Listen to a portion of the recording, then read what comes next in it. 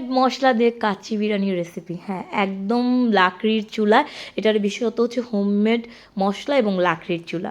তাছাড়া আপনারা যেভাবে বানান একদম সেরকমই, বরঞ্চ আমি আপনাদের চেয়ে অনেক বেশি আনাড়ি এবং আমি অত ভালো পারিও না। নর্মালি চেষ্টা করেছি, একদমই নতুন বিগিনার হিসেবে। আমি রান্নাটা ছোটোবেলা থেকেই করি, বাট বিগিনার হিসেবে করা। একদম ফ্রিজে যে গরুর মাংস ছিল, ঘরে যা যা মশলা ছিল সেগুলো দিয়েই একদম ছোট্ট আকারে করে ফেলেছি। যাই হোক, আমার রান্নাটা কেমন হয়েছে সেটার চাইতে বড় কথা হচ্ছে আমার করতে ভীষণ ভালো লেগেছে, এবং খেতে কিন্তু খুব একটা বাজে হয়নি। আপনাদের মতো এত ভালো না হলেও খুব একটা বাজে হয়নি। একটু পরেই দেখবেন হাঁড়ির সিলটা যখন খুলবো, কালারটা দেখে বুঝতে পারবেন। কালারটা কিন্তু খুব সুন্দর হয়েছে, আমার খুব ভালো লেগেছে। আপনারা কমেন্ট করে জানাবেন আপনাদের কেমন লেগেছে।